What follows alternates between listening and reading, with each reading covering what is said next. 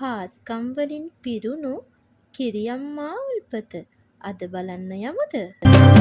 කොමල දෙපයලන්න සලමක් අරගෙන නිමල රුසිරු කර නුවක වසාගෙන එමල කන්දේ ගිය පනගෙන් වාගෙන එකල පති නිමිස නැට දෙවියෙක් වෙන්න.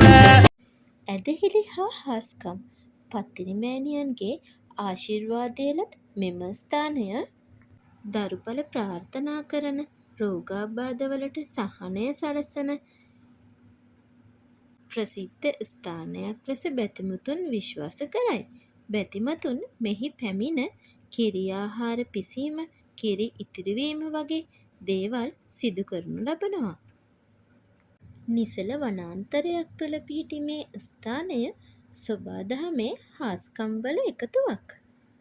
යාළුවනේ, ඔබ දන්නවාද මෙහි ඇති අද්භූත සංසිද්ධිය කුමක්ද කියලා? මෙම උල්පතට කාසියක් දැමූ විට ඔබේ ප්‍රාර්ථනාව ඉටු වෙයි නම් උල්පත තුලට ගමන් කරයි. ප්‍රාර්ථනාව ඉටු නොවෙයි නම් ජලය මත පහළට කාසිය ගමන් කරයි.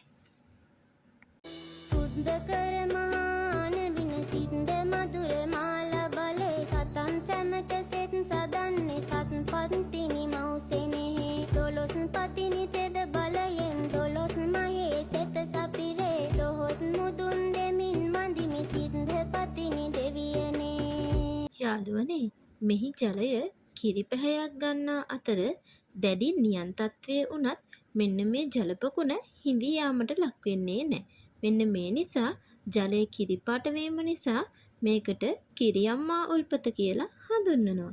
ඉතින් යාළුවනේ, එන්න අපිව සබ්ස්ක්‍රයිබ් කරගෙන මේ වගේ ලස්සන හාස්කම් වලින් පිරුණු තැන්වලට ගිහින් එන්න.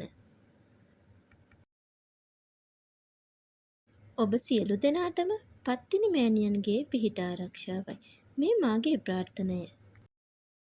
රතුදිවසිරි උමාපතිනි පලිපුර වඩිනා ගමනේ යක්ෂණි හට බාර කළේ නරලොව සත හට දුකිනේ